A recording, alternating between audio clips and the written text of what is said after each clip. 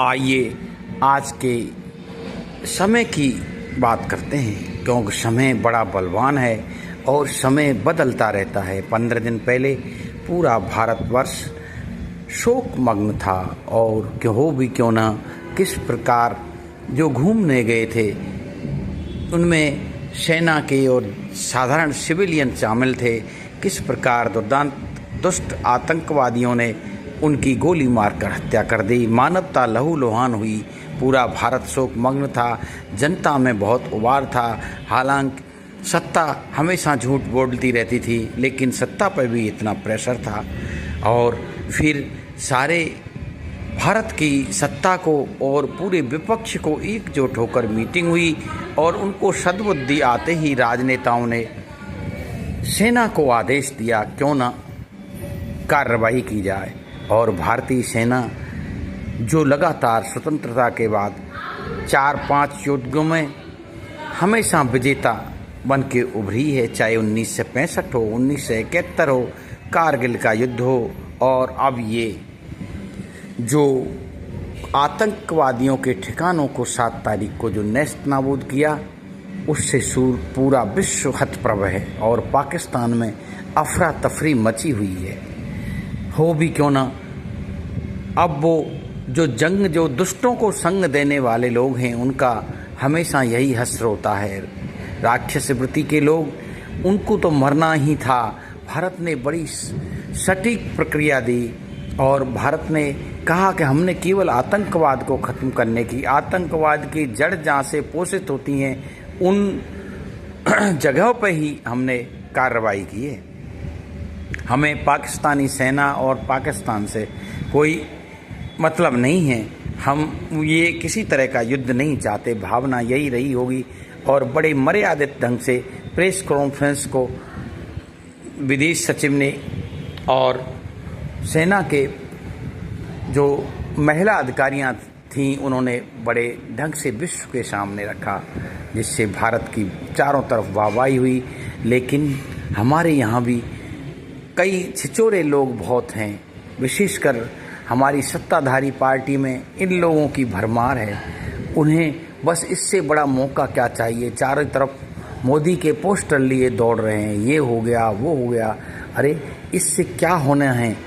केवल भारत राष्ट्र की सेना को हम मजबूत करें, उसके हाथ मजबूत करें, उनका मनोबल निगराएं और उनकी ही प्रशंसा में। हाँ, सत्ता का काम तो केवल 10% ही है, बाकी काम तो वो रणबांकुरे करते हैं जो घर छोड़कर मरते हैं। इस सत्ता में कितने लोग हैं भारत की में जिन्होंने कभी सैनिक अकादमी या सैनिक सेना को कभी ज्वाइन किया हो। मेरे को लगता है 100 में से 99% लोग तो ऐसे हैं जिनकी 100 पीढ़ियों में कभी कोई सेना में भर्ती रहा ही नहीं। वो इस तरह से योद्धा बन रहे हैं जैसे कोई ठिकाना नहीं। ये अच्छी बात नहीं है। और पाकिस्तान को भी अब अपनी म्यान में रहना चाहिए, क्योंकि वो समय जो आने वाला है, स्वतंत्रता संग्राम सेनानी और प्रसिद्ध संत अरविंद घोष की वो भविष्यवाणी कि भारत और पाकिस्तान एक हो जाएंगे, क्योंकि वो एक ही थे। प्राकृतिक रूप से इनका बंटवारा हुआ। हो सकता है उस समय के जो दूरदर्शी नेता थे इसलिए चुप हुए कि समय अपने आप इनको एक कर देगा। भौगोलिक सीमाएं तो हमारी कहीं अलग होती ही नहीं है, एक ही राष्ट्र है। पूरे कहीं से भी तो भारत भूमि से अलग नहीं है। विशाल भारत भूमि का एक भूखंड ही तो है पाकिस्तान, जिसमें गाए बगाए बलूचिस्तान और सिंध में पाकिस्तान से अलग होने की तमन्ना उठती ही रहती है।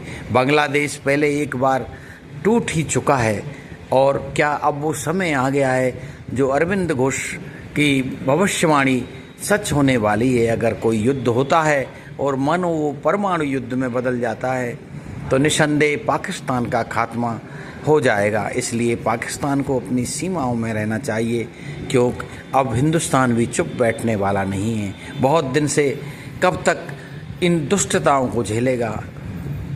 बेगुनाह नागरिकों की हत्या करके ये लोग, आतंकवादी लोग, क्या सिद्ध करना चाहते हैं। इसलिए ऐसा न हो कि मानवता एकदम त्राह त्राह कर उठे और कोई युद्ध में भीषण रण में बदल जाए। अभी 15 शहरों पर जो हमले की घटना पाकिस्तान ने की, वो तो भारत की सेना की मैं भूर भूर प्रशंसा करूंगा। उनको दिल से सलूट है, पूरी जनता की तरफ से सलूट करता हूं। उन्होंने उनको हमलों को विफल कर दिया और लाहौर के एयरबेस को भी बिल्कुल ध्वस्त कर दिया। जय हिंद, जय भारत, जय भारतीय सेना।